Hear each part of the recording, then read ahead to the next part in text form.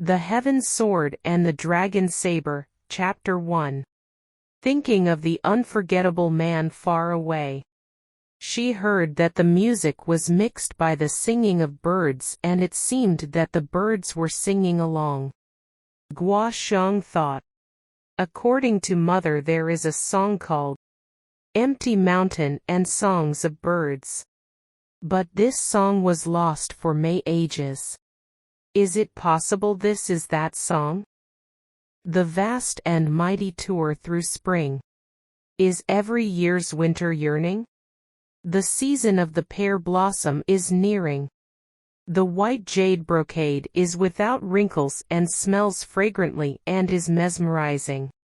Snow is piling up on jade trees and jade petals. The quiet night is deep. The floating brightness is concealed through the clouds. A cold steep is enough to melt the moon. A dark silver fog illuminates heaven and earth. Her simple, natural but enchanting appearances mesmerizes me. Even greater were her will and spirit. She is like a bloom that exceeds other beautiful and fragrant flowers. Her noble spirit is clear and pure. Her immortal ability lies high.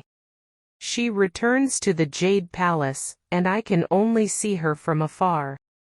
The author of this poem, free from mediocrity, was a famous martial arts expert from the Southern Song dynasty. The name of this expert was Qiu Chuji, also known as the Everlasting One. He is one of the 7 masters of Quanzhen, and one of the most outstanding disciples of the Quanzhen school. Qiu Chuji wrote this poem after he met Xiao Long for the first time. She was a neighbor of Qiu for many years. At this time Qiu Chuji already passed away, and Xiao Long is the wife of the famous condor hero Yang Guo. Another girl was reciting this poem softly, in Henan province and on Mount Shaoxi.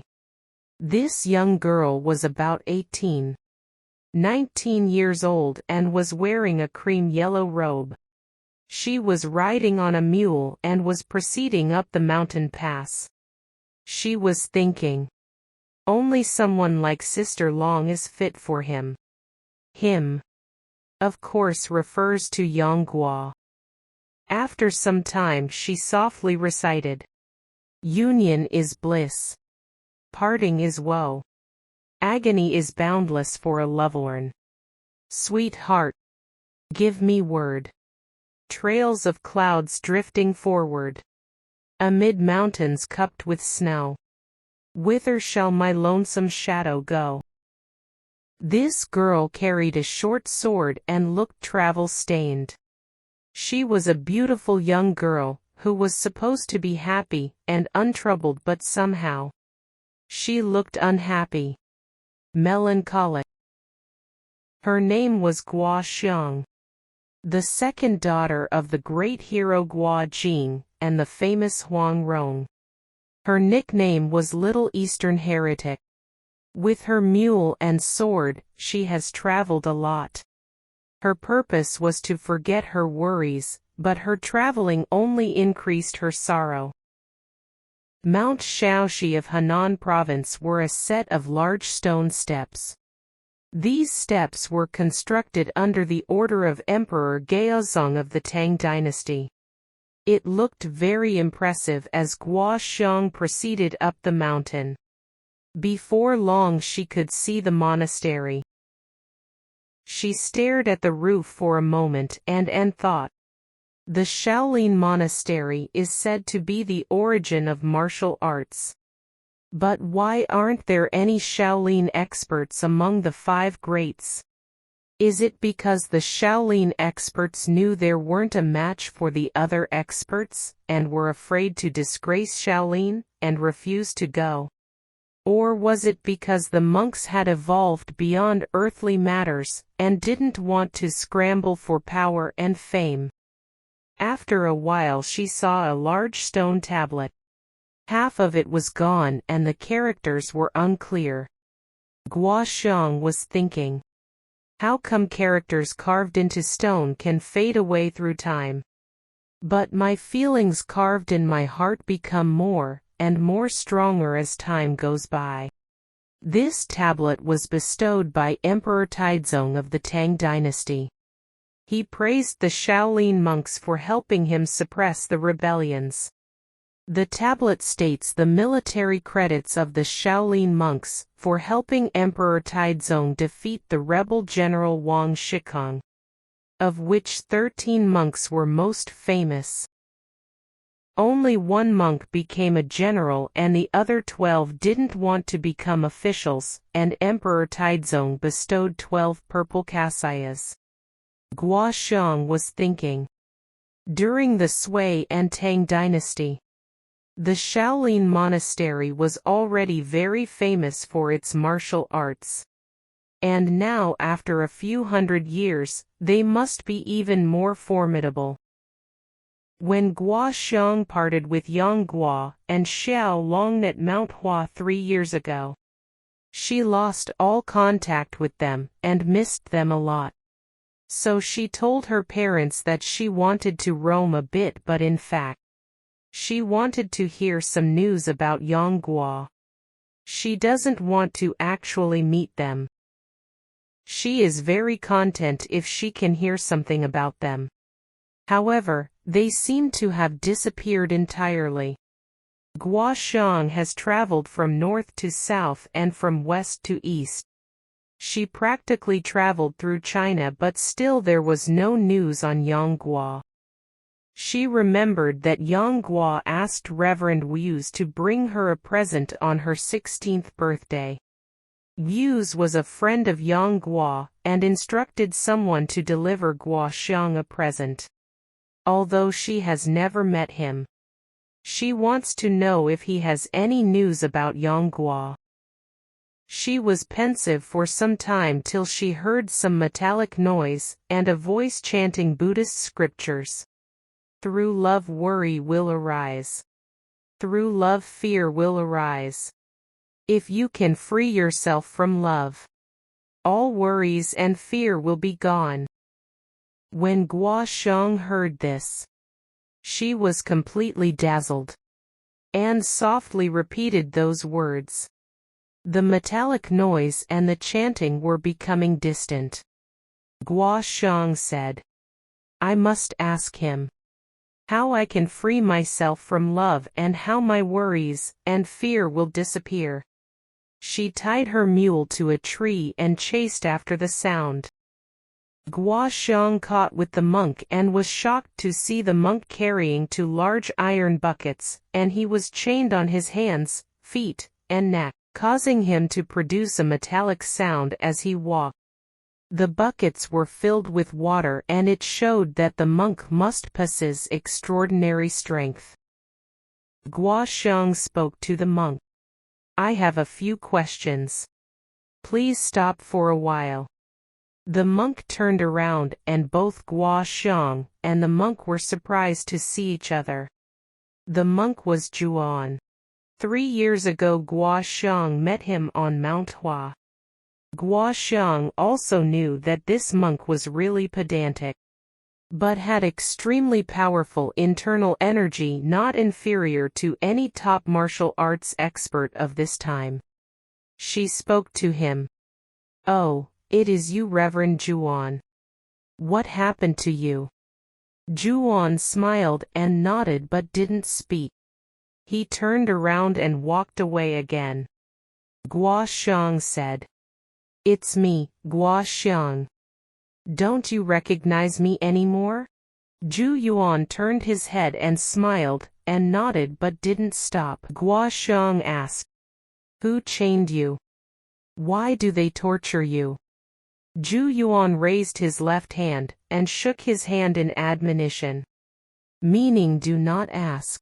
Guo Xiang wouldn't let this matter rest until she got to the bottom of this, and wanted to run in front of Juan but was not successful.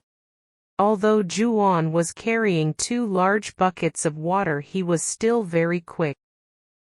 Guo Xiang was amused and leapt up, and wanted to grab one of the buckets. But she missed by an inch. Guo Xiang said, "You have very impressive abilities. But I must catch up with you." Juan continued to walk and the metallic noise sounded rather melodic. Guo Xiang was having difficulty keeping up, and she was really impressed.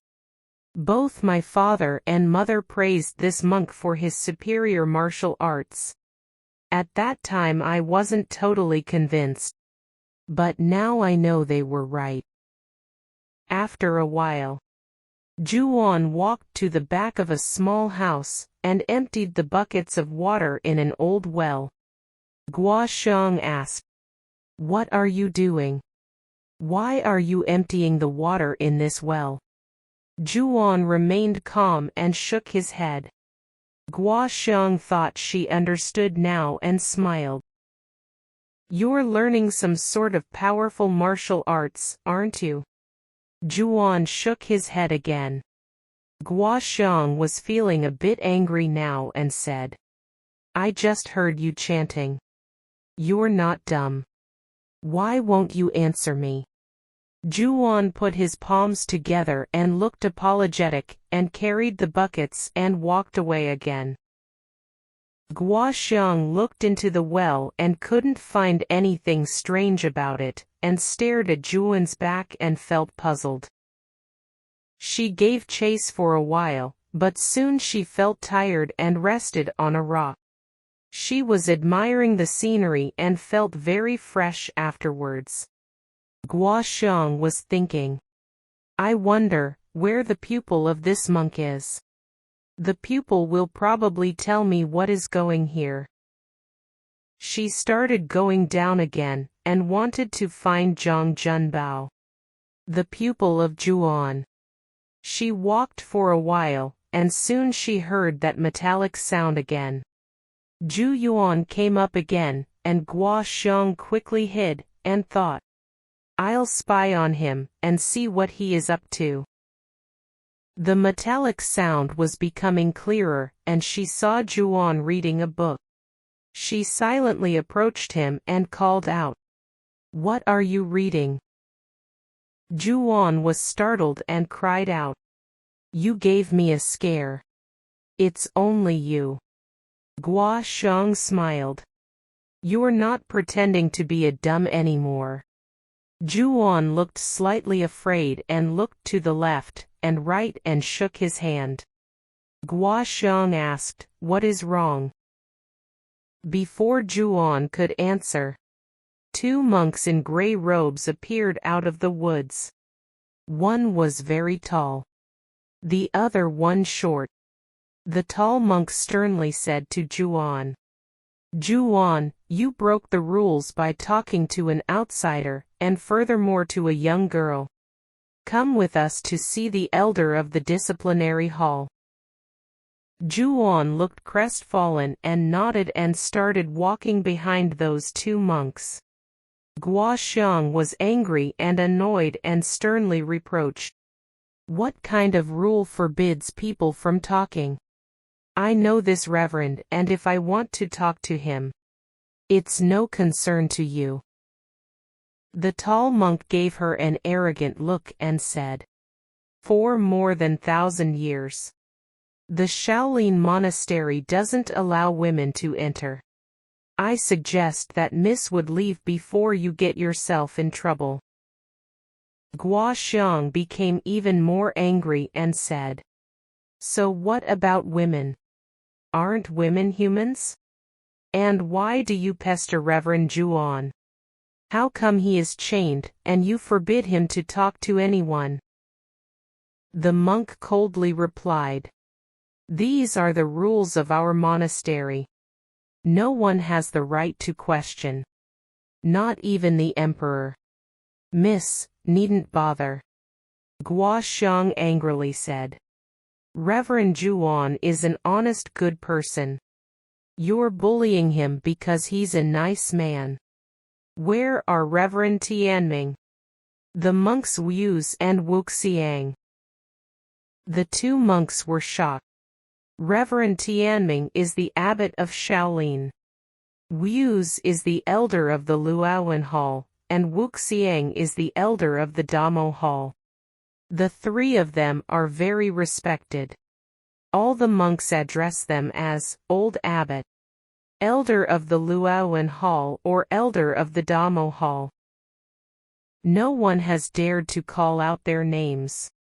And today these two monks hear this young girl calling out their names, and creating a scene.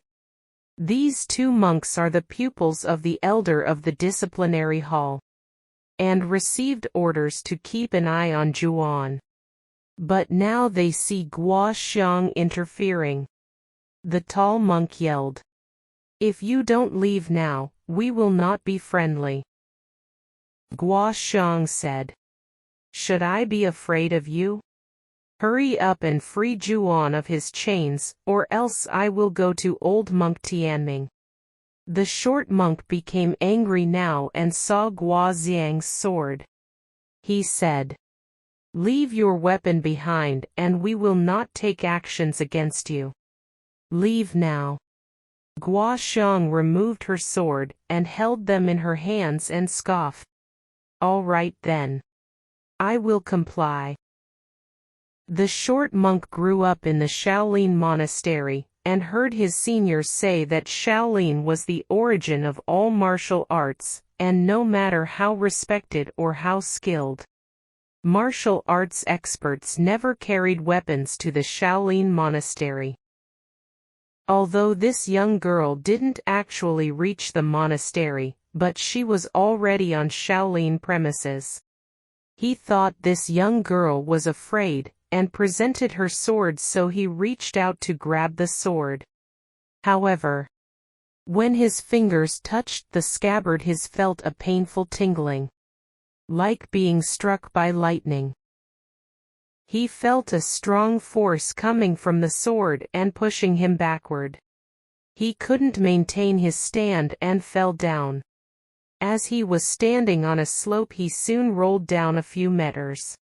With some difficulty, he could stop himself from rolling anymore.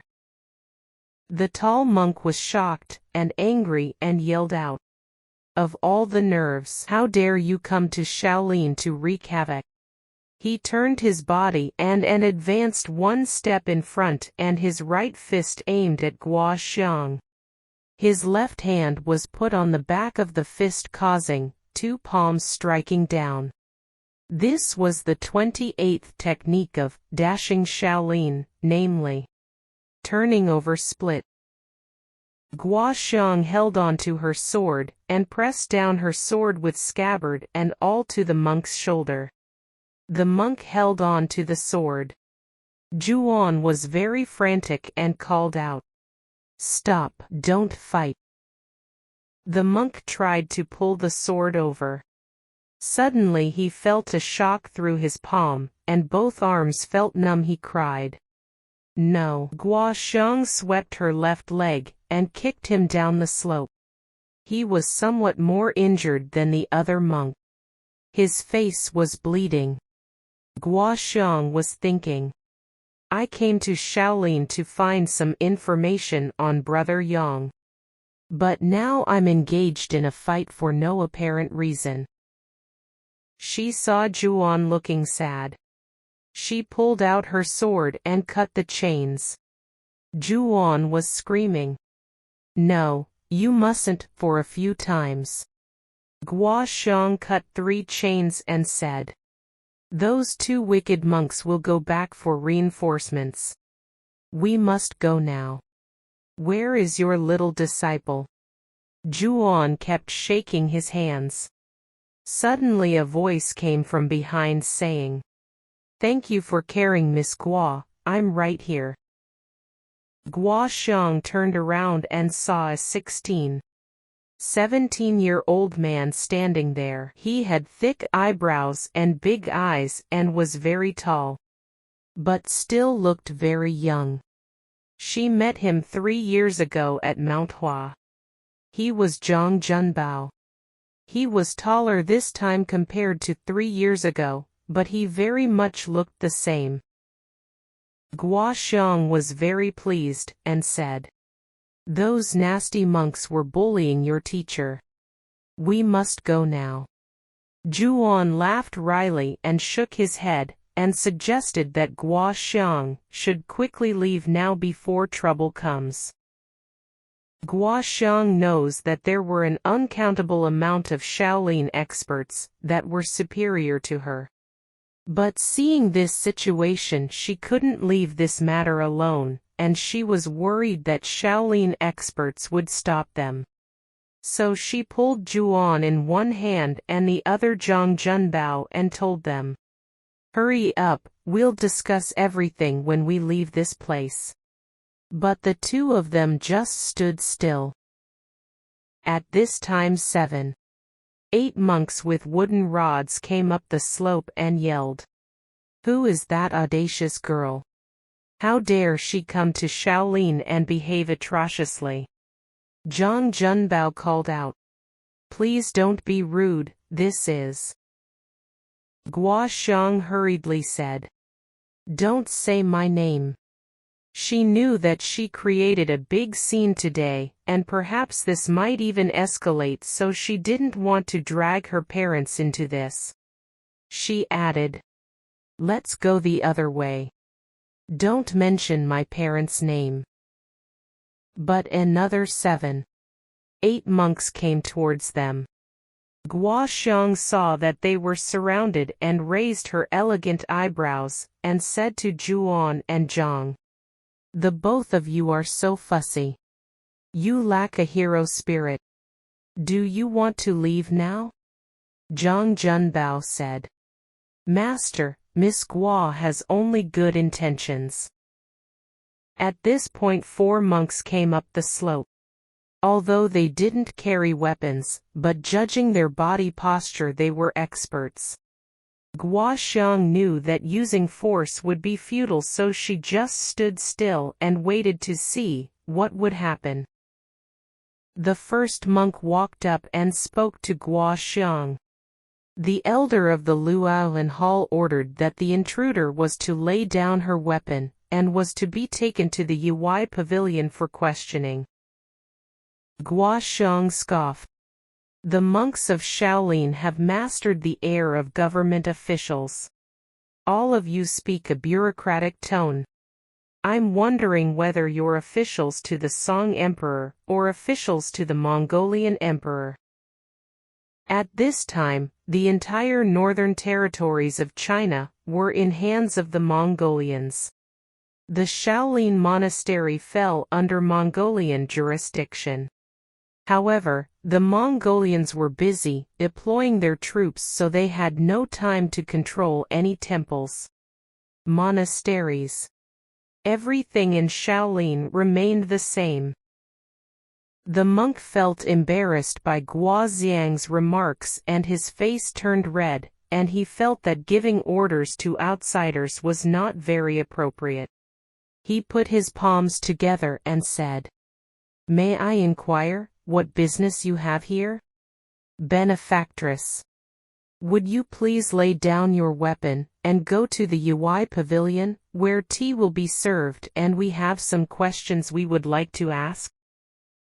Guo Xiong heard his tone became a bit more friendly and thought this would be a good chance to stop and said, "I don't care if you let me enter or not. It's not like Shaolin has any treasure, and I'm not willing to benefit from it."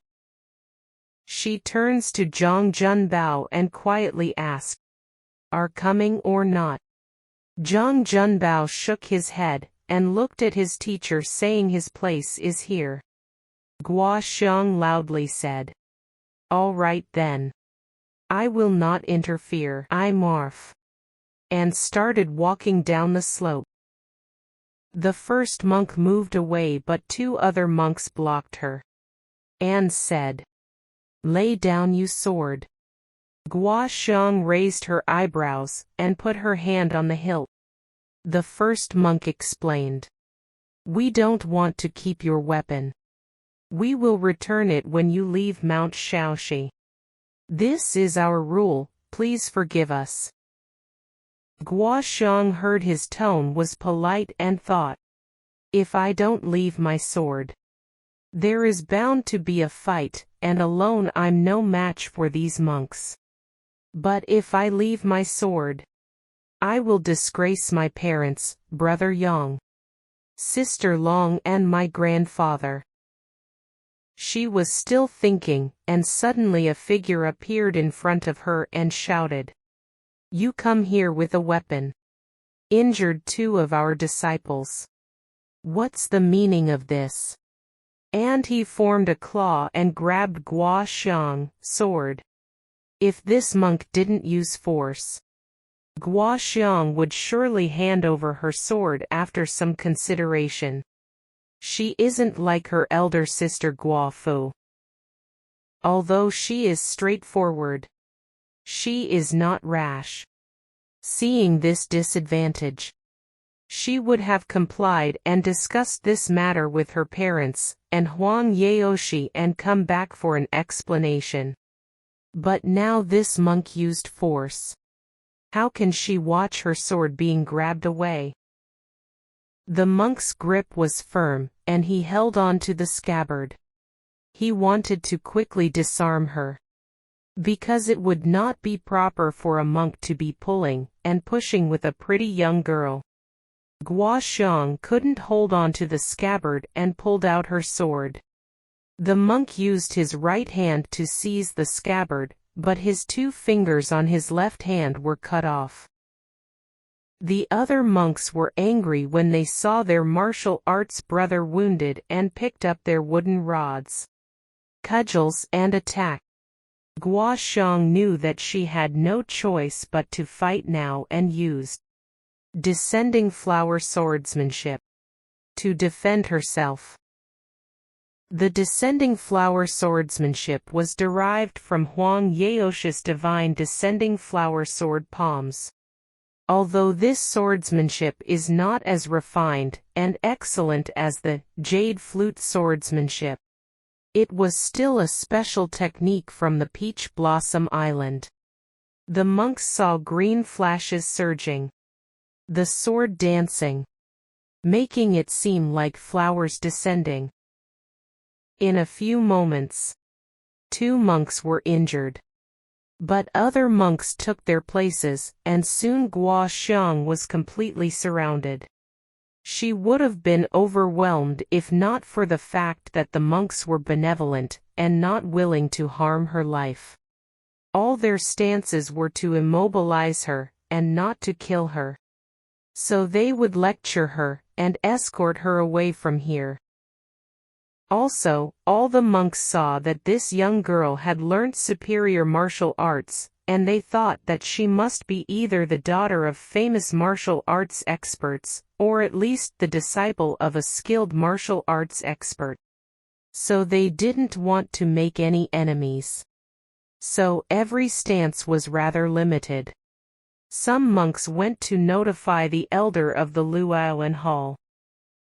In the heat of the battle, an old tall monk came and observed the fight with a smile on his face. 2 monks approached him and told him something. Guo Xiang was panting and her swordsmanship was becoming disorderly, and she yelled out, "What origin of martial arts? 10 monks surrounding 1 person. What a way to win." That old monk was the elder of the Luoyuan Hall, Reverend Wu's. When he heard this he said, "Stand back everyone." All the monks jumped away. Reverend Wu's asked, "What is your name, miss? And who is your father and teacher? What business do you have here at Shaolin?" Guo Xiang was thinking, "I can't tell him my name. And I cannot reveal my reason in front of so many people. If my parents and brother Yang found out the mess I created, they will be upset. The best thing to do is sneak away." She answered, "I can't tell you my name. I just came here to enjoy the scenery." I never guessed that the Shaolin Monastery was even stricter than the Imperial Palace. With no reason your weapon will be confiscated. I would like to ask, did I enter the monastery? When Master Damo taught Shaolin martial arts, he just wanted the monks to improve their conditions and concentrate on their meditation through martial arts. But when Shaolin became more and more famous, and their martial arts kept improving, now the Shaolin monks rely on martial arts to flaunt their superiority. Well, you can have my sword. And if you don't kill me, everyone in the realm of martial arts will know what happened today. Guo Xiang is famous for being clever and fluent. This entire matter was actually her fault, but with those words she rendered Reverend Wu speechless. She thought, I don't want anyone to know about this.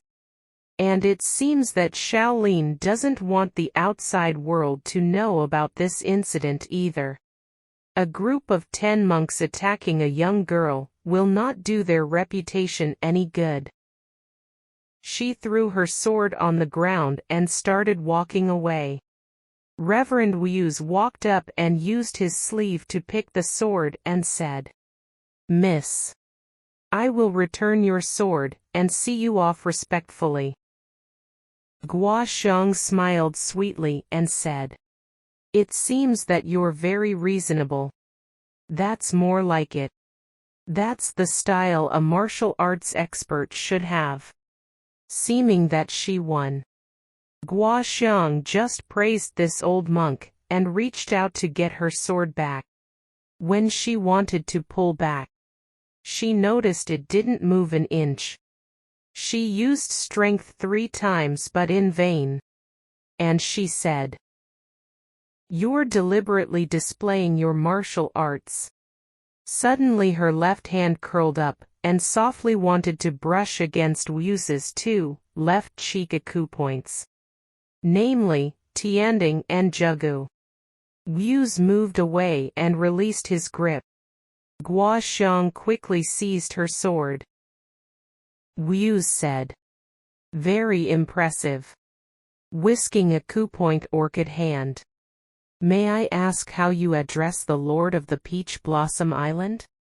Guo Xiang laughed. The Lord of the Peach Blossom Island. I call him Old Eastern Heretic. Huang Yaoshi is her maternal grandfather. He is a strange, eccentric man, and he calls his granddaughter Little Eastern Heretic, and Guo Xiang calls him Old Eastern Heretic. Huang Yaoshi is not angry when he hears it, and he is even happy when he hears it. Wu was a robber in his early years. Although he has studied Zen for many years and has profound Buddhist knowledge, he still is very straightforward.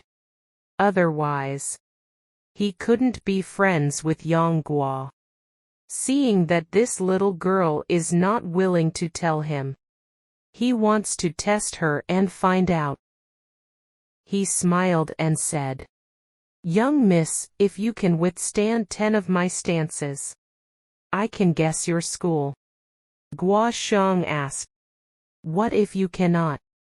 Wu laughed and said, Well, if you can withstand 10 of my stances, I will have to listen to you. Guo Xiang pointed at Juan and said, I met this Reverend Juan some years ago, and I want to plead on his behalf. If I can withstand 10 of your stances, you have to promise not to give him any more trouble. Wu was surprised. He knew that Juan was very pedantic, and stayed in the library and watched over the scriptures and never met any outsiders. How did he meet this young girl? Wu said, We never did give him any trouble. He is sitting out his punishment. That is not giving him trouble. Guo Xiang pouted and scoffed. It seems to me that you just want to go back on your word. Wu clapped his hands and said, "Very well. If I lose, I will carry 3 to 8 buckets of water for Juan. Watch out. Here I come." Gua Xiong was thinking when she spoke to him. This old monk seems to be a true expert. If he starts to attack first, I will have to try my best to defend myself, and will reveal my parents' martial arts. The best thing to do is for me to attack first, and try to gain the upper hand. When she heard him say, "Watch out, here I come," she didn't give him time to attack first and raised her sword, and aimed for his chest. This was a technique from the descending flower swordsmanship. Namely, thousands and myriads of purple and red. The tip of the sword kept moving, not revealing to the opponent where the sword was aiming for. Gua Xiong yelled out, "The second stance." The short sword turned around and came from bottom to top. This was called the celestial gentry topping apart, which was a Quanzan technique. Wu said, "Good Quanzan sword technique." Gua Xiong said, "Not necessarily." Her short sword stabbed into the air, and saw Wu's using an attack as a defense, and using his fingers to grab her wrist. She was a bit afraid. This old monk is very formidable. He can attack bare-handed under such a dangerous technique. Seeing his fingers were coming closer, her sword dazzled a few times, and used a technique from the dog-beating stick. Namely, mean hound blocking the road. And this stance belonged to the sealing formula. Gua Xiong was close friends with the deceased leader of the Beggars' Association, Lu Yujiao. They occasionally drank wine and played mora together. Sometimes Lu would demonstrate his martial arts. Although the dog-beating stick is only permitted to be used and learnt by the leader of the Beggars' Association, Gua Xiong could learn a few stances from Lu. Furthermore, her mother Huang Rong and her brother-in-law were leaders of the Beggars' Association. So she has seen this style a lot, and could trick people into believing that she knew this style although she didn't know the exact secret of it. Wu's fingers just reached her wrist, but he saw a bright light shining and the blade was coming towards his fingers in an excellently beautiful way, almost cutting off his 5 fingers. But luckily his martial arts were high, and he could avoid the attack by pacing back 2 steps. But his left sleeve was split. Wu looked terrified and cold sweat was breaking out. Gua Xiong was very amused, and smiled. "What sword style is this?" In fact, this wasn't a sword technique. She just used a stance from the dog-beating stick, and used it as a sword stance. Because this style was magnificent. Even Gua Xiong couldn't completely learn it. It was still capable to scare off this martial arts expert of Shaolin. Gua Xiong thought, "If I learnt a few more stances from the dog-beating stick, I could easily defeat this old monk." She didn't give Wu time to catch his breath and advanced forward. Her sword was slightly raised, and she floated towards him. Her posture looked like a floating fairy. The blade was pointing at Wu's legs.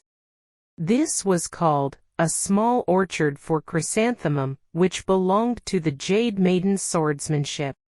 Gua Xiong learnt this technique from Xiao Long. The Jade swordsmanship was created by Lin Caoing. This style was not only swift and fierce but also refined, elegant, and beautiful. All the monks never saw something that beautiful. They were all surprised and pleased, because Shaolin's sword styles were firm and fierce. For example, Luolan and Damo swordsmanship. This jade maiden swordsmanship was hardly known throughout the world of martial arts. The essence of it is the opposite of Shaolin styles, but when it comes to superiority of the stances, it is not above Shaolin swordsmanship. But this technique was absolutely beautiful and celestial.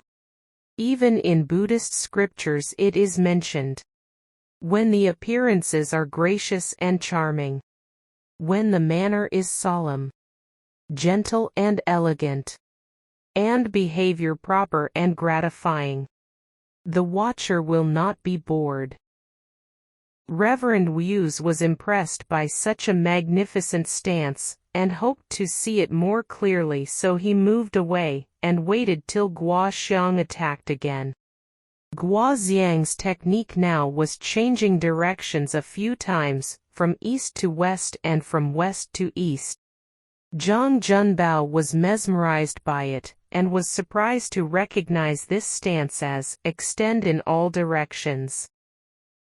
3 years ago Yang Guo taught Zhang Junbao this technique, and Guo Xiang was there to see it, and now is using it.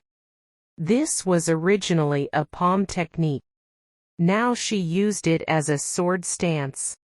The power of this stance was not that powerful anymore, but it was a very strange sword stance, and Wu's was a bit frightened by it. They reached the 5th stance now.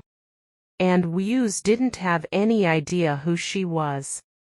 In his younger years, he roamed the world and gained a lot of martial arts experience and insight.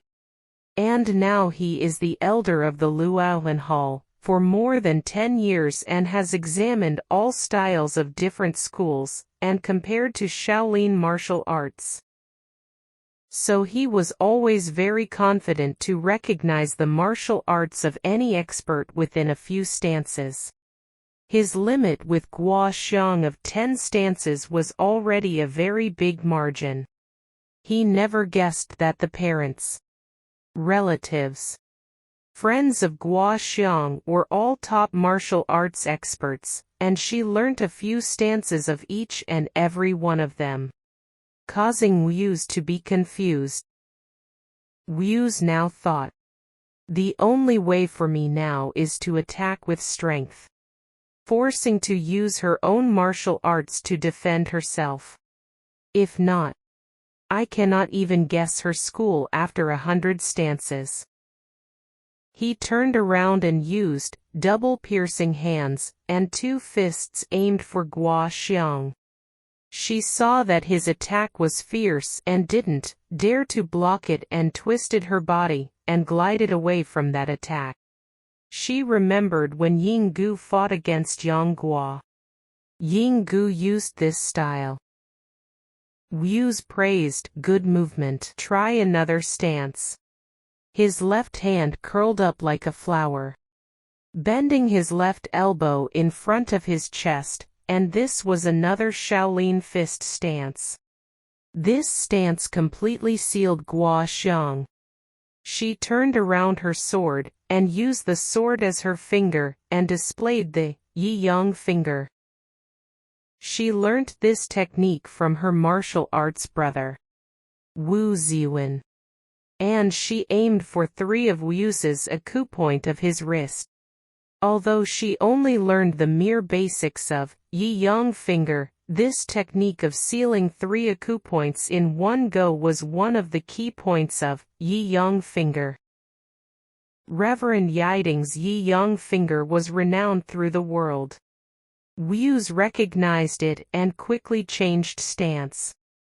However, if Wu's didn't change technique and let Guo Xiang touch his 3 acupoints, he would have known that her Yi Yang finger was far from perfect. But in a fight he wasn't willing to risk his reputation and name for it. Guo Xiang smiled sweetly and said, "You recognize a powerful technique when you see it. Use grunted and used a stance called single phoenix, glaring at the sun. With this stance, Use used both hands to knock out Guo Xiang's sword. She knew that he wouldn't really harm her but was still frightened, and used Zhou Batong's Kongming fist to counter it. This Kongming fist was quite new to the martial arts realm, so Wu didn't recognize it, and turned to another stance, namely, siding to the 7 stars flower. One of his palms was up, the other down, and pressed down on Guo Xiang. If she didn't use internal energy to block it, her hands would be snapped. Guo Xiang thought, "Do you really want to break my hands?" and used an iron palm technique to block this attack. She learned this stance from Wu Ziyuan's wife, Wan Yinping. This stance was created by the famous Qiu Qianren, and this palm technique was known to be number 1 for being violent and fierce. Wu was shocked to see a young girl using the iron palm technique, and quickly withdrew his attack. First of all, he didn't want to harm her. Second, he was quite afraid for the iron palm technique. Guo Xiang smiled sweetly. "This is the 10th stance, guess what school I belong to?" and attacked Wu with a simple Shaolin fist called, "The Sea of Bitterness Has No Bounds." This stance belonged to the Luoan fist style, and Wu was both angry and amused to see this. And he quickly used another stance to block it, and lift her up. This was called, carry the mountain, and leap over the ocean. But when he did that, he realized, I'm only wanted to win her, and cannot recognize her school. She used 10 different stances. What can I say? I surely can't say she belongs to Shaolin. Guo Xiang was yelling, "Let me go." And something dropped out of her clothes. Guo Xiang yelled again, "Let me go. You old monk." Wu was an enlightened monk. He believed all creatures were the same. He made no differences in men and women. He even treated animals with care. He said, "I'm old enough to be your grandfather. What are you afraid of?" He gently flicked his arm, and Guo Xiang landed a few meters further. He was about to admit defeat, when he saw 2 small dark iron figures of 2 hats and picked them up. Guo Xiang asked him, "Well, do you admit defeat?" Wu looked very pleased, and said, "Why should I admit defeat? Your father is the great hero Guo Jing. Your mother is the heroine Huang Rong. Your grandfather is Lord Huang of the Peach Blossom Island. Your second Miss Guo Xiang. Your father learnt martial arts from the 7 eccentrics of Jiangnan. Peach Blossom Island. Northern Beggar and the Quanzhen School. No wonder Miss Guo has such profound knowledge of martial arts." Guo Xiang was stunned. "This old monk is very formidable. I used 10 different stances, but he was still able to know who I was." Wu smiled and said, "Miss Guo, I recognized you from these 2 art statues. How is Brother Yang?" Guo Xiang was shocked for a moment and said, "You must be Reverend Wu. You gave me these 2 hats as a present to me. The reason I came here was to find out some news of Brother Yang and Sister Long." Wu said, "Many years ago, Master Yang came to our monastery and stayed for a few days. And when he left for Xianyang, he asked me to help him. But I don't know where he is now." It seems that both Guo Xiang and Wu didn't know where Yang Guo was. Guo was stunned for a moment and said, "Not even you know where he is now.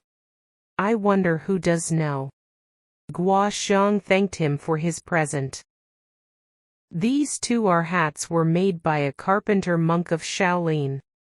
These two hats could display a set of Luohan fist if you activate the mechanism. That's why Guo knew that Shaolin fist.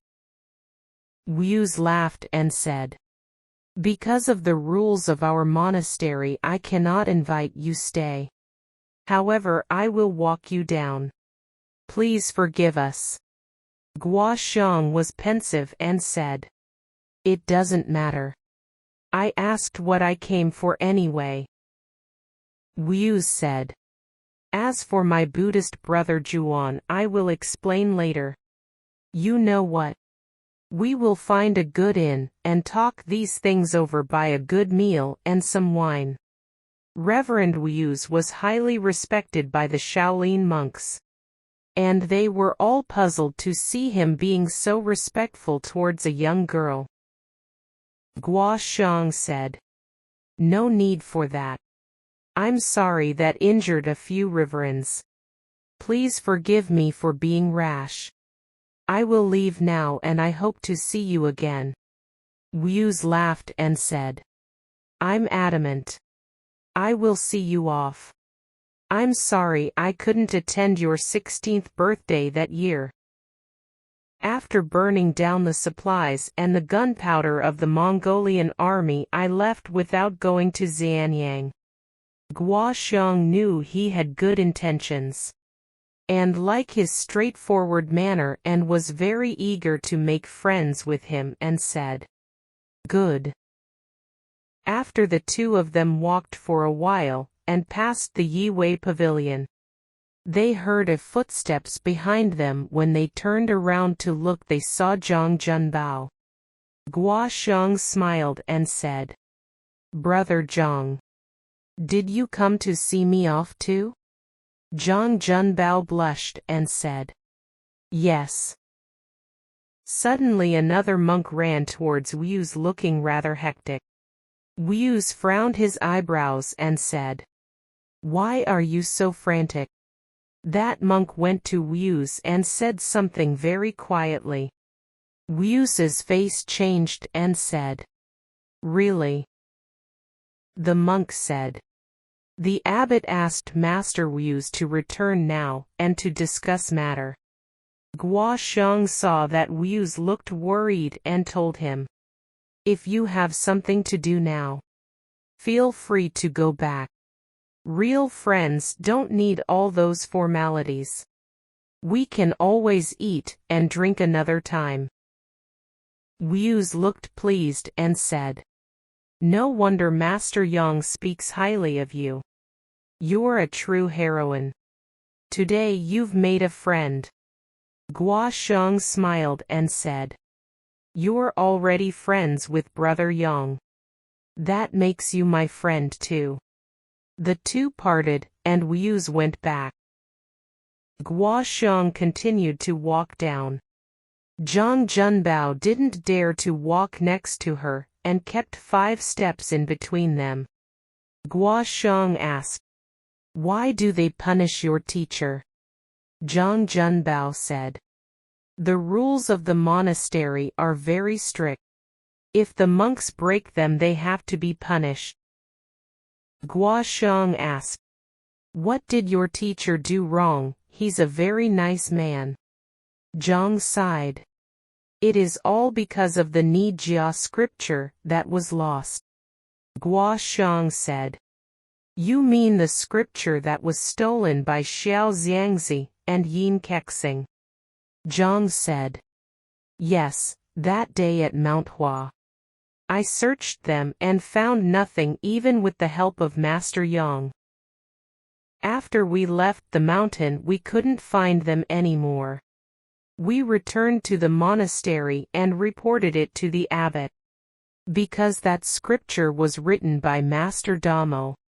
The elder of the disciplinary hall blamed my teacher for not paying better attention to the scriptures and heavily punished him. Guo Xiong sighed. This is blaming it on someone else. Why should Reverend Juan be punished for it? Because of this they ordered your teacher to fill that well, and forbade him to speak. Zhang said. This is an old punishment of Shaolin. According to the elders, this punishment can also be seen as good form of self-cultivation. Guo Xiong laughed. It seems I'm a busybody. Zhang quickly said. We will always remember Miss Gau's help and intentions. Guo Xiong sighed and thought. But someone has completely forgotten about me. After a while they reached the place where Guo Xiong tied her mule and she said. Brother Zhang. You needn't see me off anymore. Zhang Junbao looked reluctant to part and didn't know what to say to Guo Xiong. Guo Xiong took out her 2R hats and gave them to Zhang Junbao. Here, take it. Zhang Junbao didn't take it and said. I. Guo Xiong said. I'm giving it to you, so take it. Zhang Junbao said. I. Guo Xiong put them in his hands, and mounted the mule. Suddenly someone called out. Miss Guo, please wait. It was Reverend Wu's. Guo Xiong thought. This old monk was too formal. Wu's reached Guo Xiong in a few moments and told Zhang Junbao. Return to the monastery, don't stroll about. Zhang Junbao said yes and stared at Guo Xiong for a short while and quickly left. Wu's waited till he was gone and took out a note and said. Miss Guo, do you know who wrote this note? Guo Xiong took the note and read it. Shaolin martial arts have been proclaimed to be invincible throughout China for many years. 10 days from now, the 3 saints of Kunlun will see all Shaolin skills. The handwriting was very strong. Guo Xiong asked. Who are these, the 3 saints of Kunlun? They sound very arrogant. Wu said. You don't know them. Guo Xiong shook her head and said. No, I don't know them. I have not heard my parents mention this name before. Wu said. That's the strange thing about it. Guo Xiong asked. What is strange? Wu said. Miss Guo, we are now friends, and I will be honest with you. Do you know who brought this note? Guo Xiong answered. Probably a messenger from the 3 saints of Kunlun. Wu said. If it was, I'm not that surprised. Shaolin has been the leading martial arts school in Wulin for hundreds of years. So many martial arts experts come here to challenge us. But we always treat our guests with courtesy. And we try to avoid fighting as much as possible. Because if we battled every expert who came here for a fight, we wouldn't have time for our cultivation. Guo Xiong nodded and said. That's true. Wu said. However, when the experts are here, and if we don't show them some special ability, they will not be impressed. The Luolan Hall is there to welcome these guests with this special treatment. Guo Xiong laughed and said. So you're just here for the fights? Wu smiled with a wry. Normally Wulin persons, the disciples of the Luolan Hall, can deal with them. I don't need to fight them personally. But today when I saw that Miss Gau's martial arts were out of the ordinary, I decided to see for myself. Guo Xiong smiled. You have a very high opinion of me. Wu said. Look at me. We're digressing. To tell you the truth, We found this note in the Luolan Hall, in the hands of the dragon subduing Orat. Guo Xiong was surprised and asked, "Who put it there?" Yu shook his head and said, "We don't know. There are hundreds of Shaolin monks in the monastery. If someone sneaked in, someone must have noticed that. And there are 8 disciples standing guard in the Luolan Hall every day. Someone just found the note and quickly reported it to the abbot. Everyone found it strange, and that's why I was called back so urgently." Guo Xiong now understood what he was getting at and said, "You think I'm in league with the 3 saints of Kunlun?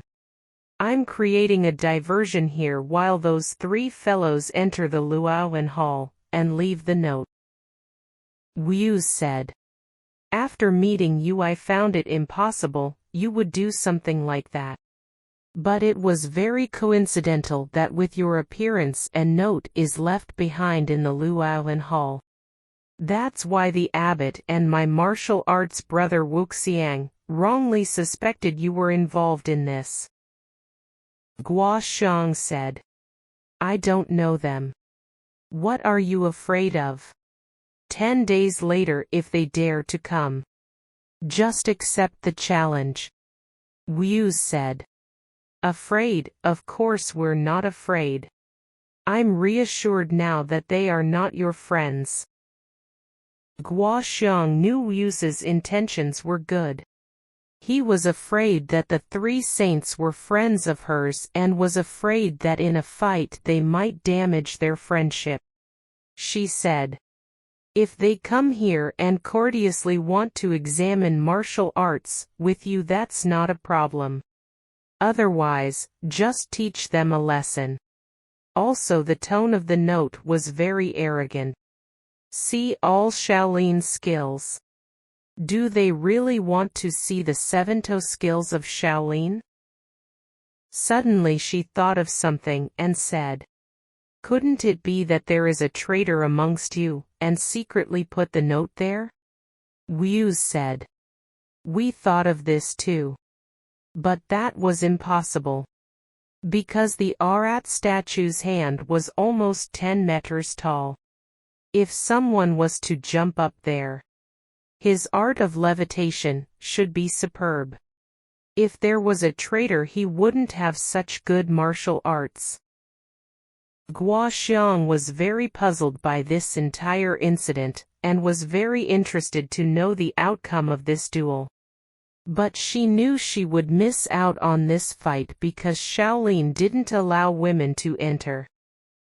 Wu saw she was pensive and thought that she was thinking of a plan to help them and said, "Shaolin has overcome many obstacles in these 1,000 years and is still standing.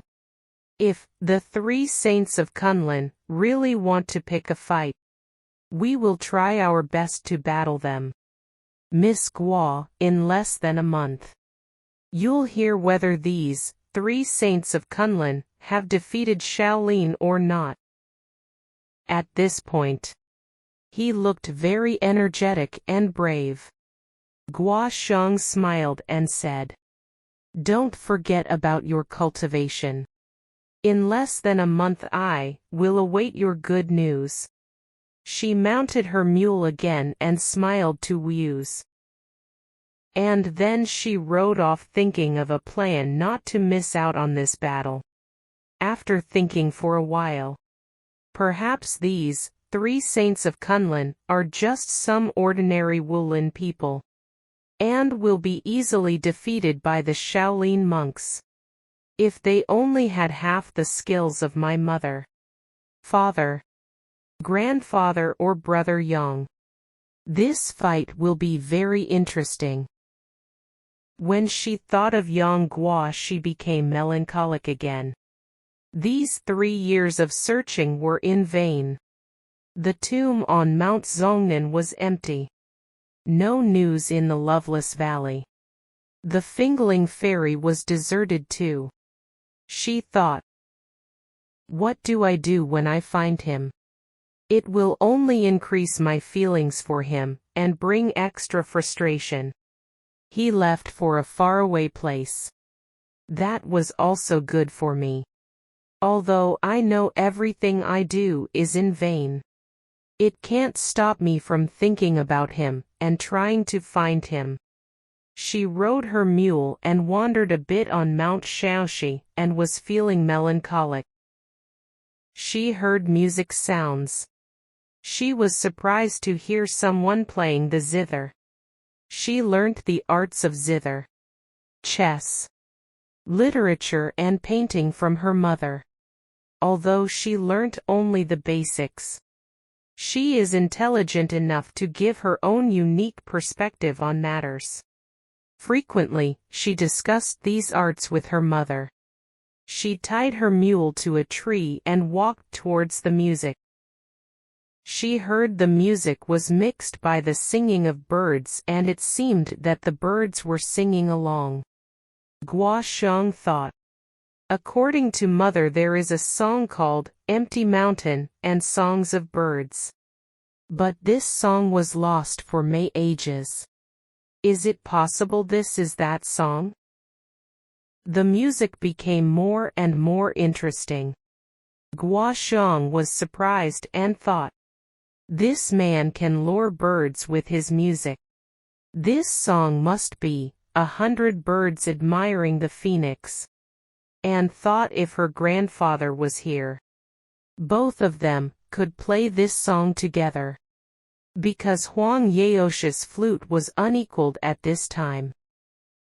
The music became softer and the birds flew away, and suddenly the music stopped. The man sighed and said he couldn't find a soul mate, and drew his sword and started carving on the ground. Guo Xiong thought, this man is both well versed in artistic fields and martial arts. Let's see how his swordsmanship is. She saw that this man was drawing a chessboard with his sword, and started playing chess, go, with himself. Guo Xiong thought, this man is lonely too and can't find a soul mate either. So he's playing chess with himself. After a while she saw that the man trapped himself in the western side of the chessboard and leaving the central open. Guo Xiong couldn't help herself and spoke. Why do you take the western borders, while the central plains are open? The man saw what he did and took the central plains, causing a draw. The man laughed and said, good, good, and continued to play and realized that someone was present. He tossed his sword away and said, thank you for your help. May I ask, who helped me? Guo Xiong saw that he had a long face and dark eyes and was quite skinny. He was about 30 years old. She walked towards him and smiled. I was very much enchanted by your music, sir. And when I saw that you're losing to yourself, I couldn't help pointing out. Please forgive me for my bluntness. The man was surprised to see a young girl, and when he heard her talking about his music, he was very happy and said, Miss is a musician too. Would you please play a piece for me? Guo Xiong smiled and said, my mother taught me some basics. Compared to your divine music, I'm very bad. But since I heard your song, it's only natural that I return a song back. But you mustn't laugh. The man said, I wouldn't dare, and handed the zither to Guo Xiong. Guo Xiong saw that this zither was an antique. She started to play the zither and her playing was not very spectacular, but the man was very happy and surprised. The song was about a hermit, and he lived alone on a mountain and felt lonely. Because he didn't have a soulmate, he looked sickly, but his aspirations will always be very high. The man heard his feelings in the music of Guo Xiang, and was very grateful, and when the music stopped, he just stared into the blank. Guo Xiang gently put the zither on the ground, and turned around and left again, reciting the poem that matched this song. A gentleman is exploring the mountainside, close to a stream, all alone.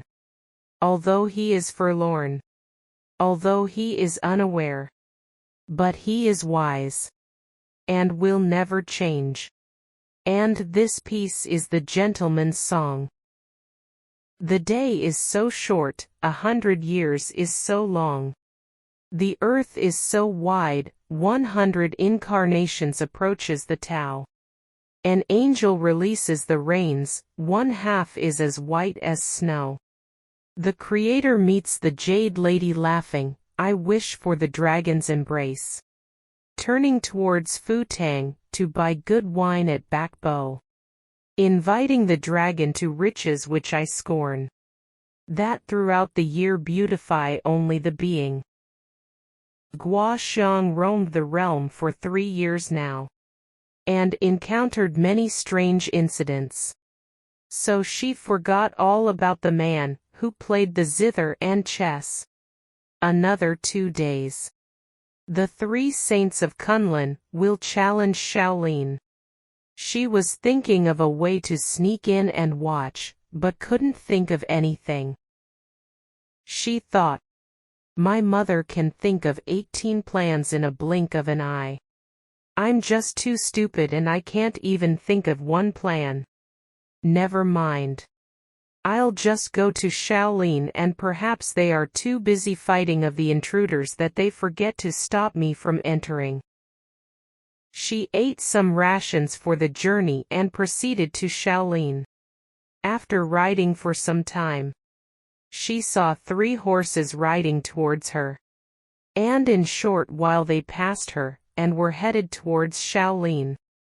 The riders were all men in their 50s, and wore green robes and weapons hung to the saddles. Guo Xiang thought, these 3 men are martial artists, and they are carrying weapons. They must be the 3 saints of Kunlun. If I don't hurry up, I'll miss out on a good fight. She gave her mule a clap and he quickly pursued them. The 3 riders whipped their horses to increase speed. One of the old man turned back, and gave a strange look. Guo Zhang's mule gave chase for a short distance. The 3 horses were out of sight. The mule looked exhausted. Guo Xiang scolded. Lazy animal. Normally you never listen to me, and keep running about. When I need you to run, you can't keep up. She pulled the mule to a small stone pavilion, and gave the mule to rest. After a while the 3 riders came back. Guo Xiang was surprised and thought, could it be that they are really that useless and were defeated in one blow? The 3 riders dismounted. Guo Xiang looked at them, and saw that one of them had a cinnabar-colored face. The other had a really red face and looked very friendly. The third one was very tall and skinny and looked very pale. But in his paleness there was a touch of green. These 3 old men looked very normal except for their strange skin complexion. She was very fascinated, and asked, could I ask you whether you went to the Shaolin monastery or not? Why did you return when you just went up there? The pale-looking man gave her a stern look, like scolding her for asking questions. The red-faced man smiled and said, how did you know we are headed for the monastery? Guo Xiang said, if you go up there, you'll go to the Shaolin monastery. The red-faced man nodded and said, that's true. And miss, where are you going? Guo Xiang said, you're going to Shaolin. And I'm going too. The pale-faced man said. Shaolin doesn't allow women to enter, and carrying weapons is also forbidden. He sounded very arrogant. And because of his height he looked over Guo Xiang's head, ignoring her completely. Guo Xiang was annoyed and said, "Well, you're carrying weapons too. Or aren't those weapons?" The pale-faced man coldly said, "How can you compare yourself with us?" Guo Xiang scoffed. "What about the three of you? Are the three saints of Kunlun fighting with the old monks of Shaolin yet? Who won and who lost?" The three old men's faces changed.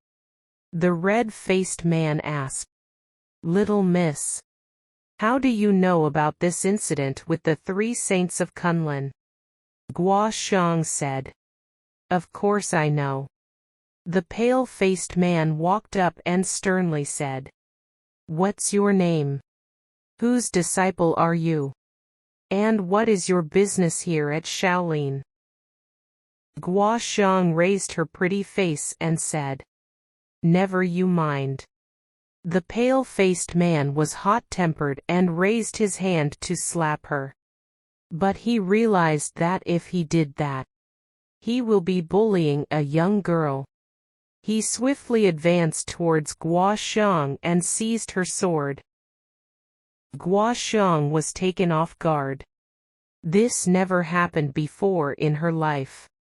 To be frank, with her martial arts and experience, she was not fit to roam the realm on her own. But everyone respected Guo Jing and Huang Rong, and knew she was their daughter, and young Guo spread the word of her 16th birthday, and all the unorthodox Wulin person knew her. Even if they dared not to give Guo Jing and Huang Rong face, they would surely respect young Guo. Furthermore, she was very pretty and straightforward. She treated everyone equally no matter what social status they had. Although the realm of martial arts was a dangerous place, she always came out fine and without any harm. She never suffered such humiliation in her life, and knew she couldn't get her sword back, because she was not their match yet.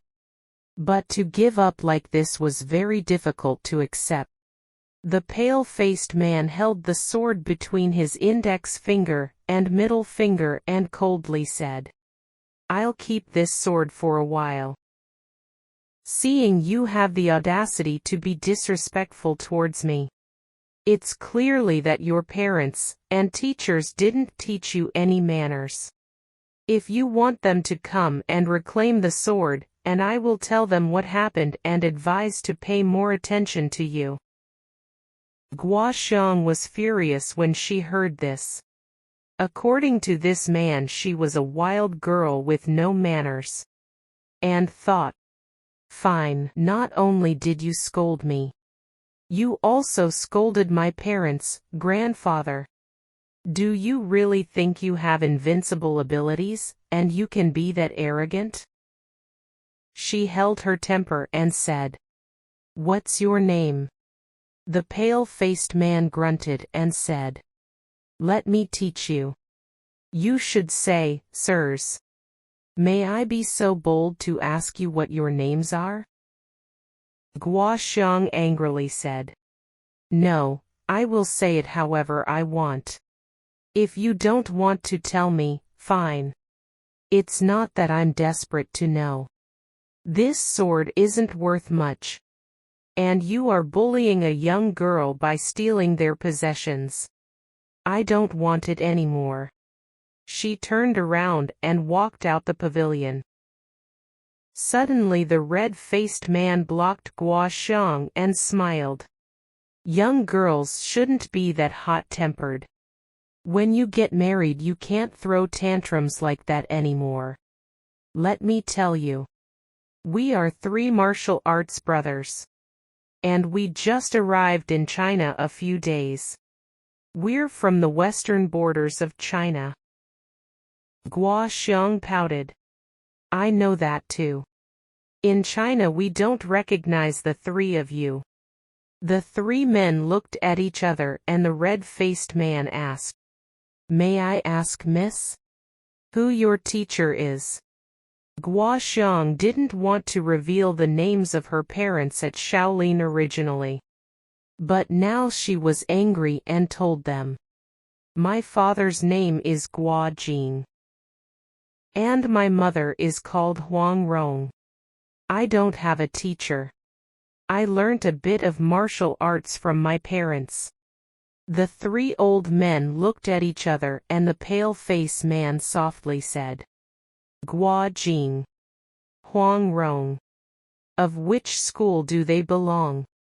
Whose disciples are they?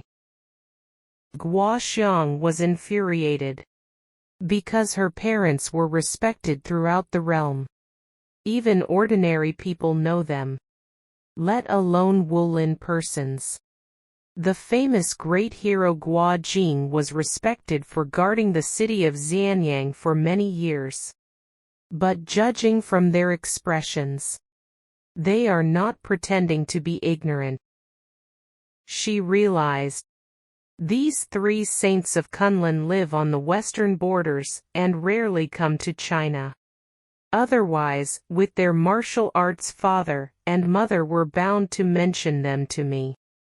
If they truly don't know my parents, then it's not strange. It's very likely that they just study martial arts at Mount Kunlun and forget all other matters. When she realized this, her anger disappeared. She is not a girl to throw tantrums and said, My name is Guo Xiong. Fine, I have told you everything you wanted to know. Sirs, may I be so bold to ask you what your names are? The red-faced man smiled. That's a good girl. Now you show respect to seniors. He pointed to the yellow-faced man and said, That's our eldest martial arts brother. His name Pan Tianjiang. I'm the second martial arts brother, and my name is Fang Tianlao.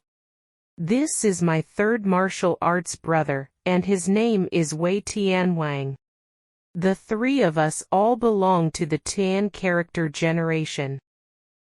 Guo Xiong nodded and remembered their names and asked, Are you going to the Shaolin monastery or not?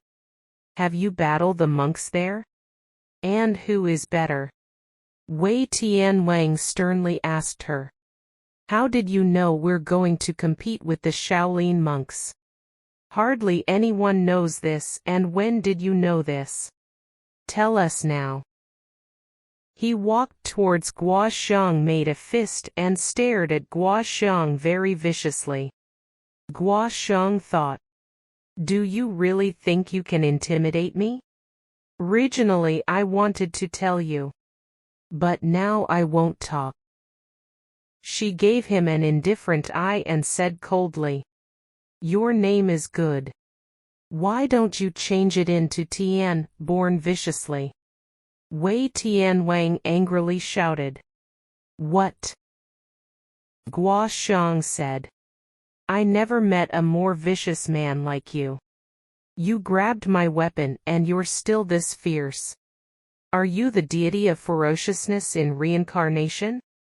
Wei Tianwang made a few strange noises, like an animal, and his chest swelled up, and it looked like his hair and eyebrows raised too. Fang Tianlao said, Third brother. Don't get upset. And he pulled Guo Xiong back, and he stood between the two of them. Guo Xiong saw Wei Tianwang, and knew if he attacked, she would not be able to withstand it, and was beginning to get a bit scared. Wei Tianwang pulled out the short sword of Guo Xiong, and used 2 fingers to hold it, and used his internal strength to break it into 2 halves. He returned the broken half back into the scabbard and said, Who wants your unworthy sword? Guo Xiong saw the powerful energy of his fingers, and looked in awe. Wei Tianwang saw her expression and was very pleased, and laughed heartily. This laughter was ear-piercing, and shook the roof tiles of the pavilion. Suddenly the roof cracked open, and something fell down. Everyone was surprised at this, and even Wei Tianwang was even more surprised. He used his internal strength to make a laughing sound to tremble the tiles. But actually there was no tone of pleasure in his laughter. When he saw the roof cracking open, he thought that without his own knowledge, he reached a higher level in his cultivation of internal energy. When he looked at that thing that dropped down, he was shocked to see a man in a white robe holding a zither. He was just lying there, closing his eyes. Guo Xiong was pleased to see him and said, "You're here too." This man was the man she met earlier. The man jumped up when he heard Guo Xiong talking to him, and said, "Miss, I was looking for you. I didn't know you were here." Guo Xiong said, "Why are you looking for me?" That man said, "I forgot to ask you something. Namely, Miss, may I ask what your name is?" Guo Xiong said, "How very formal. I can't stand that genteel and mournful way of talking." That man was stunned for a moment and laughed. "You're right, you're right. Those that cling on to mere conventionalities and put on airs have no real abilities. Those men are only fit to fool ignorant peasants." After saying that, he looked at Wei Tianwang and scoffed. Guo Xiong was very happy and thought this man was helping her. Wei Tianwang stared at him, and his face became even more white, and coldly asked, "May I know your name, sir?" That man ignored him and asked, "Miss, what's your name?" Guo Xiong said, "My name is Guo Xiong." That man clapped his hand and said, "Forgive me for not recognizing you. You're the famous Miss Guo. Your father is the great hero Master Guo Jing, and your mother is the famous heroine Master Huang Rong. With the exception for ignorant peasants and idiots, everyone in the realm of martial arts knows them. The two of them are well versed in both literary and martial arts, and are well versed in saber, swords, spears, halberds, also renowned for their palm, fist techniques, internal energy, zither, chess, calligraphy, art, composing poems and songs. But there are clearly some foolish people who have never heard of them before." Guo Xiong was quite amused, and thought, "You were listening at our conversation on the roof. It seems that you don't know who my parents are. And my father being well versed in literary fields is even more hilarious." She laughed and said, "Well, what's your name?" The man answered, "My name is He Zudao." Guo Xiong smiled and said, "He Zudao. He Zudao Zai, not worth mentioning. A very modest name." He Zudao said, "Compared to Tian, heaven, something, or D, earth, something, these arrogant bragging, overweening ignoramuses, my name isn't that appalling." He Zudao keeps mocking the three of them. They could keep their tempers under control because they knew this man wasn't an ordinary man. But his remarks were getting even more insulting, and Wei Tianwang was the first to attack and raised his palm to strike He Zudao. He Zudao ducked his head and passed under Wei's arms. Wei Tianwang felt a numbness in his left hand, and saw that he seized the sword out of his hand. When Wei Tianwang seized the sword, he was so swift that no one could see his movements. But he Zhu Dao did in a very floating and light manner.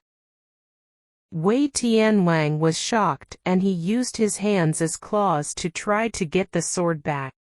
He aimed for his shoulder. He avoided that claw. Pan Tianzheng and Fang Tianlao leapt out of the pavilion. Wei Tianwang attacked with both hands. Left hand with a fist. Right hand palm stances causing a whooshing sound. He Zhu Dao avoided Wei's 7, 8 stances. Wei couldn't even touch his clothes. With one hand holding the sword, he could still avoid the attacker's violent attacks. With a small movement, Wei Tianwang's attacks were always in vain. Guo Xiang herself was not a real martial arts expert due to her young age. However, her friends and relatives are all top martial arts experts of this time, so her insight is very profound on martial arts. When she saw that he Zhu Dao used balanced movements and very clever moves to avoid very violent attacks, she knew his martial arts were of an entire different type, and were very different from the martial arts found in China. Wei Tianwang used 20 stances already and still couldn't force his opponent to fight back. So he took a deep breath, and his fist techniques changed and he attacked slowly now, but the force of his fists increased. Guo Xiang felt his energy, and stepped out of the pavilion. At this point, he Zhu Dao didn't dare just to avoid these attacks, and hung the sword at his belt, and stood still and yelled, "You're not the only one skilled in tough martial arts." When Wei's 2 palms reached him, he used his left hand to respond at this attack. Tough against tough. The 3 palms made a bamming sound. Wei's body shook and he took 2 paces back. He Zhu Dao stood still. Wei Tianwang always believed that this skill of his was unequaled in the realm. But today he was unable to win, and he himself was pushed back 2 paces. He wasn't ready to give up and took a deep breath, and yelled out, both palms pushed forward. He Zhu Dao yelled out too, and returned a palm, shaking the broken roof. Wei Tianwang backed 4 paces before he could stand still again. After 2 times of palm-to-palm attacks, his hair was messy, and he had bug eyes now looking very eerie. He put his hands around his public region, and took a few breaths, causing his chest to swell up again. All his joints made a funny cracking sound, and he walked towards He Zhu Dao. He Zhu Dao didn't dare to be inattentive, and readied himself to encounter him. Wei Tianwang kept walking towards he, and walked so close that they could feel each other's breath. At this point, one of Wei's palms aimed for his face, the other palm aimed for the lower abdomen. With this attack he hoped to divide the opponent's energy. This stance was very violent and fierce. He Zhu Dao used his both palms to meet up with Wei's palms. He divided his energy into 2 sorts, yin and yang. Wei felt that the palm that aimed for his face was empty and hollow. The other palm felt it hit an iron brick wall. Wei Tianwang knew this wasn't good, and he felt an enormous energy coming towards him, and pushing him out of the pavilion. This sort of tough attacks, the weaker one will be injured, and there was no way to avoid that. No matter whether Wei Tianwang could stand still or fall down, his own energy was reflected back, and He Zhu Dao's energy was added to it. Wei was surely to cough up blood. Pan Tianzheng and Fang Tianlao both yelled. Now. Both jumped up and grabbed Wei's arms and picked him up, and helped him avoid the enormous blow. Although Wei Tianwang wasn't injured, his 5 internal organs felt like it was turned upside down, and all his joints seemed to be cracked. He couldn't breathe easily now, and was panting.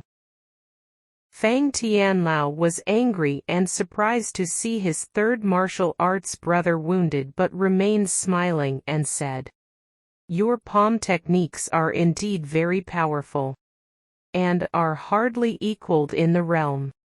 My respects." Guo Sheng thought, when it comes to powerful palm techniques, who can match my father's 18 palms of dragon subduing? You, the 3 saints of Kunlun, are just too ignorant. One of these days you'll meet a true hero of the Central Plains.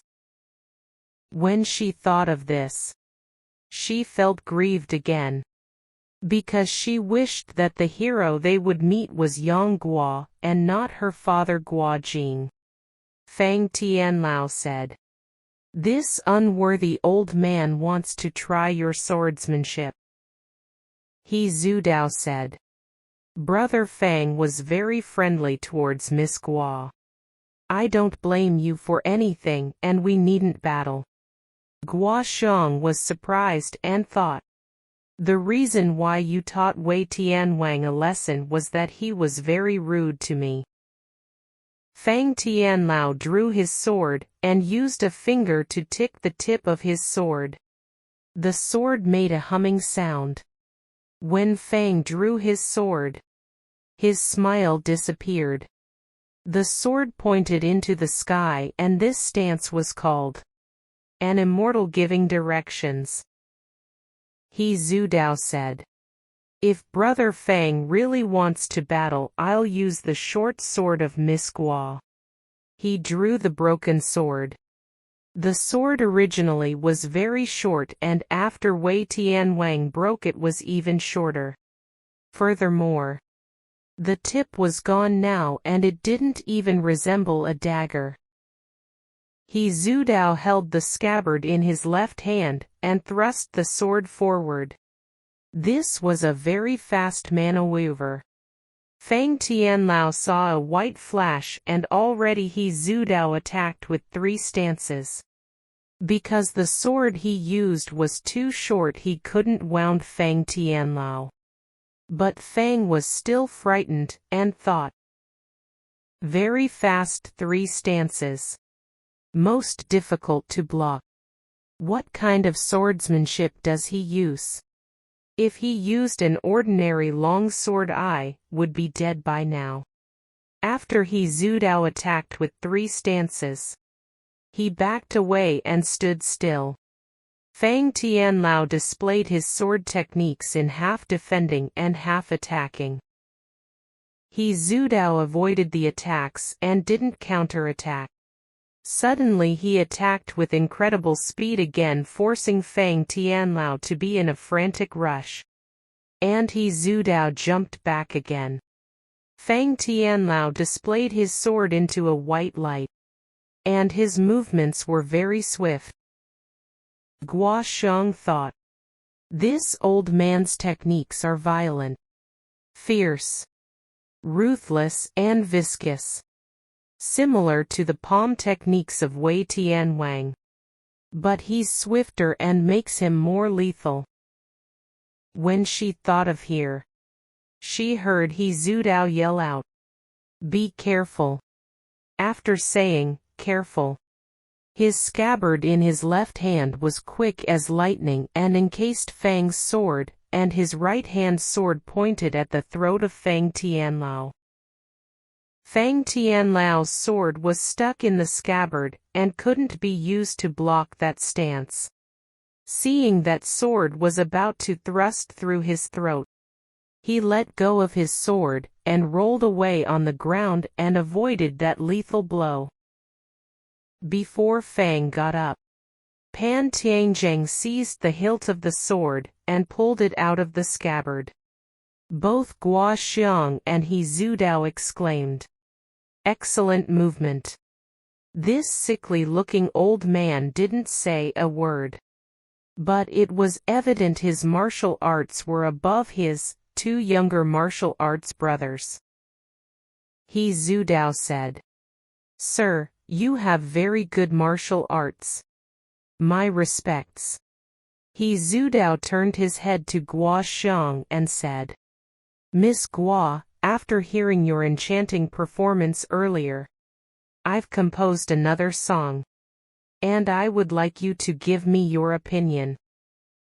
Guo Xiong asked, "What kind of song is it?" He Zudao sat on the ground and started to prepare his zither. Pan Tianjing said, "You've defeated my two martial arts brothers. I would like to compete with you."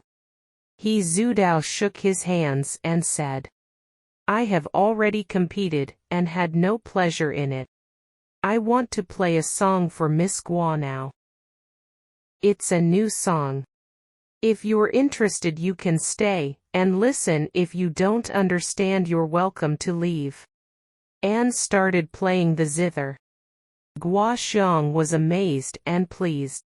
Somehow He Zudao composed this new song from the song she played earlier, making it even more brilliant and interesting. The music was very mesmerizing. The actual translation will have to wait for some time. Or someone else already knows the translation. She is welcome to do that part.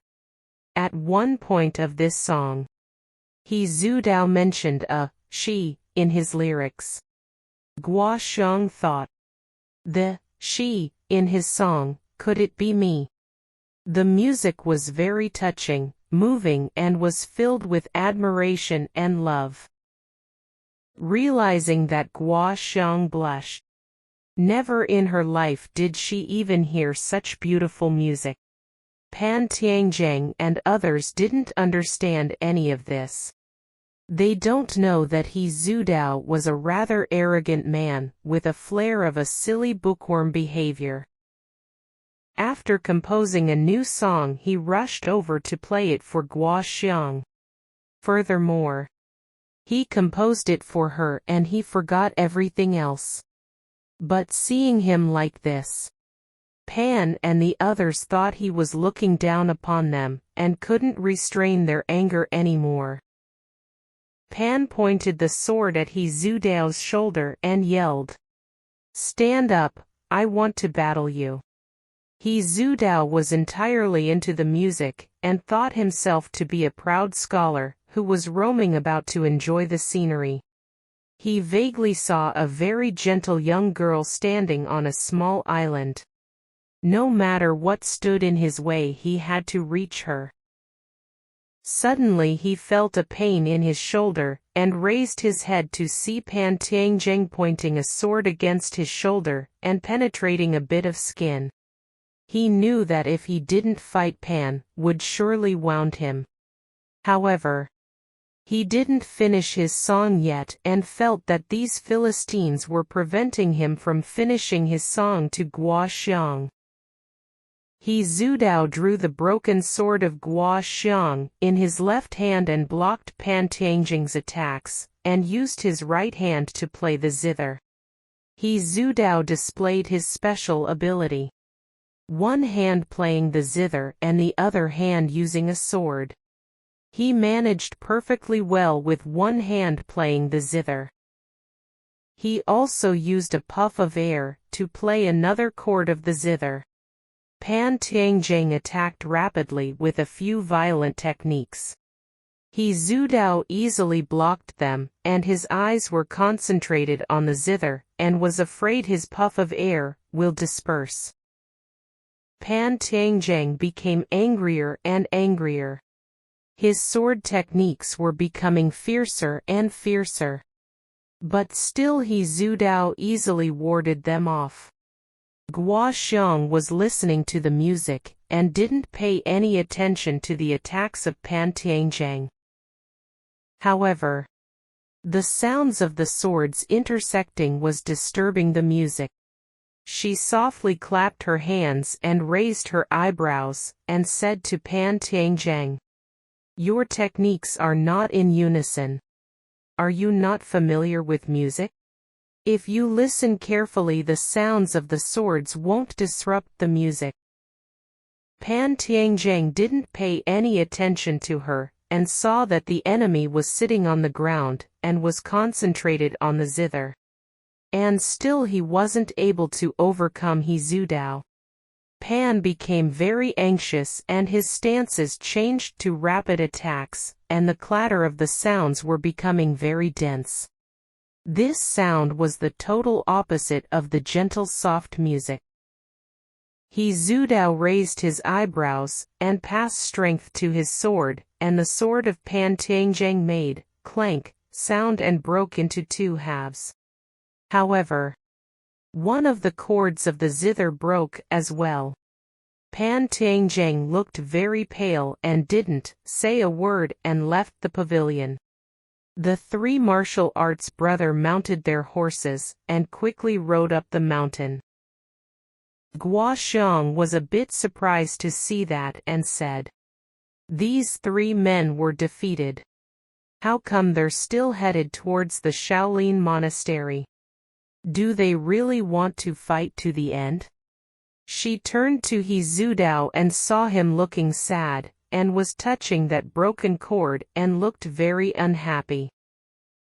Guo Xiong thought, "Just a broken cord, why so unhappy?"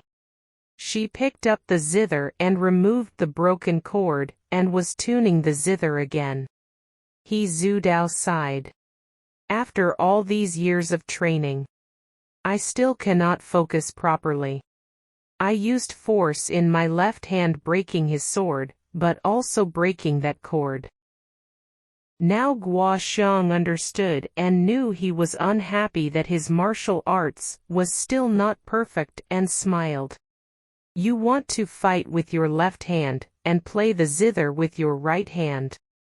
This form of using your concentration of two matters is only known to 3 persons in the realm. You haven't reached that level yet. Why worry so much about it?" He Zudao asked. "Who are these 3 people?" Guo Xiong said. "The first one is the old imp, Zhou Batong.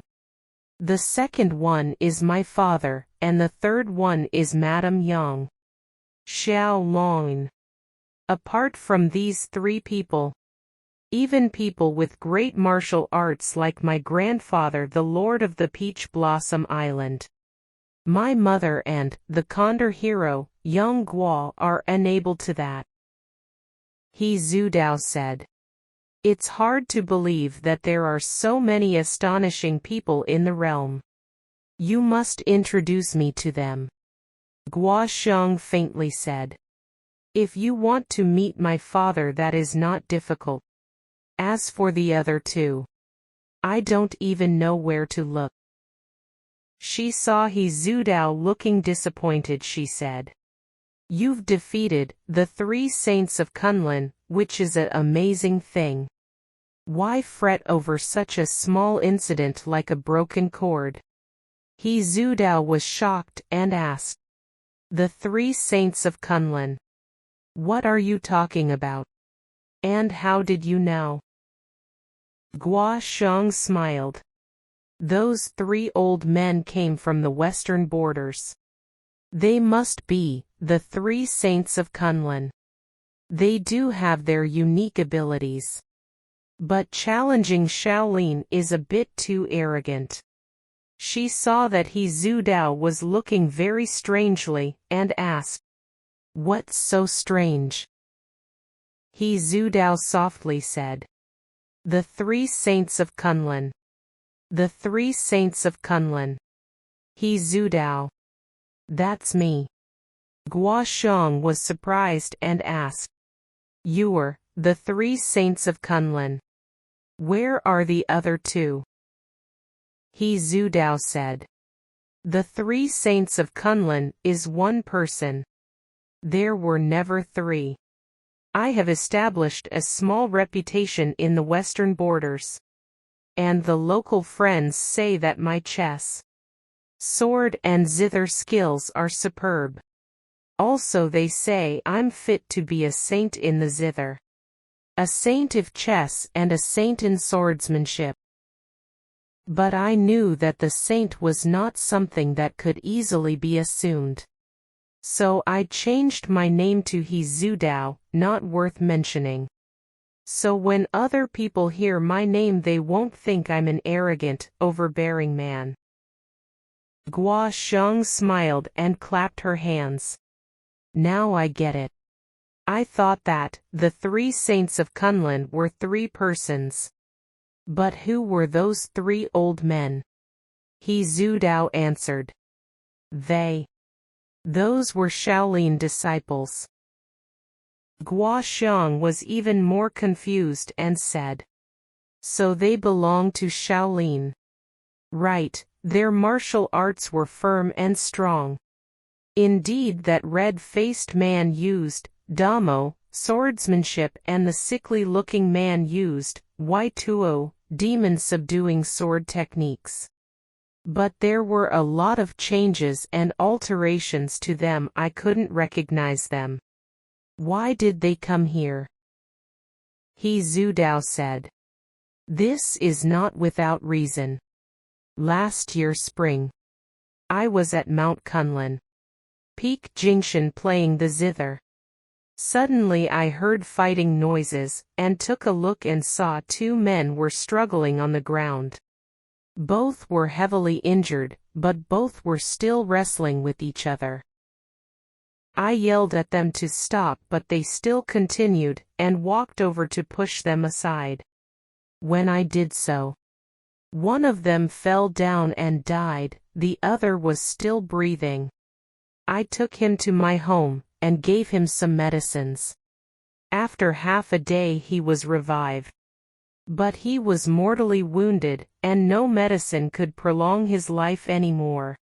Before he died he said his name was Yin Kexi.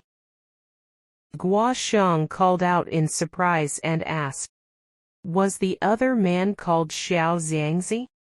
He was very tall and skinny and his face looked like a corpse, right? He Zudao was surprised and said, yes, how did you know? Gua Xiong said, I saw them once. I never thought they 2 would fight each other to the death. He Zudao said. That Yin Kexi said he did a life full wicked deeds. There was no use in feeling sorry for himself anymore. He said that he and Xiao Xiangzi went to the Shaolin monastery and stole a manuscript. Both of them were suspicious of each other. Both of them didn't trust each other and were afraid if the other one learned the manuscript he would kill the other one, and keep the manuscript for himself. Both ate at the same table, slept in the same bed and didn't leave the other out of sight. But both were afraid that one would put in poison in the food or sneak up on him in the night and kill him. Both were extremely edgy and couldn't eat or rest properly. Also, they were afraid that Shaolin monks would catch up on them. So they went to the western borders and at Peak Jingshan. Both were extremely weary and knew if this continued both of them would be tired to death. So they fought it out there, and then, according to Yin Kexi, Xiao Xiangzi's martial arts was better than his and attacked first. Yin Kexi suffered a blow.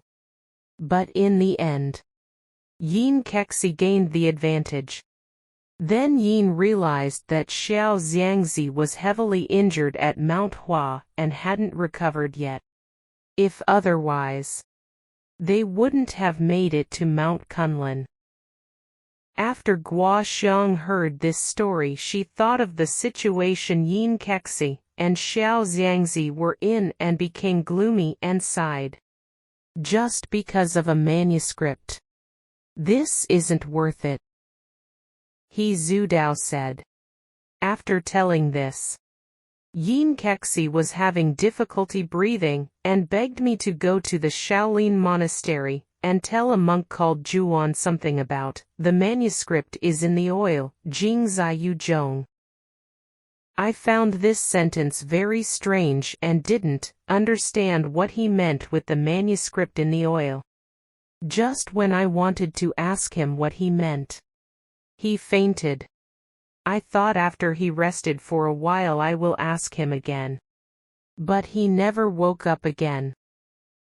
I thought perhaps he hid the manuscript in an old cloth. But I couldn't find anything in their clothes. Anyway, I have been entrusted to deliver a message, so I decided to carry this mission out. Furthermore, I've never been to China before, so I decided to tour around for some time and ended up here. Guo Xiong asked, "Why did you leave a note at Shaolin?" and challenged the Shaolin monks. He Zudao smiled and said, "This has to do with those 3 old men earlier. They are the Shaolin disciples of the Western Shaolin Monastery. According to the people there, they belong to the same Tian generation as the Tianming abbot of this Shaolin. It seems that their patriarch had a disagreement with his martial arts brothers here, and in a fury he left and founded the Western Shaolin Monastery. Originally, the martial arts of Shaolin came with Master Damo of India to China and from China to the western regions. Which wasn't a strange thing. These 3 men heard of my reputation as the 3 Saints of Kunlun and wanted to duel with me.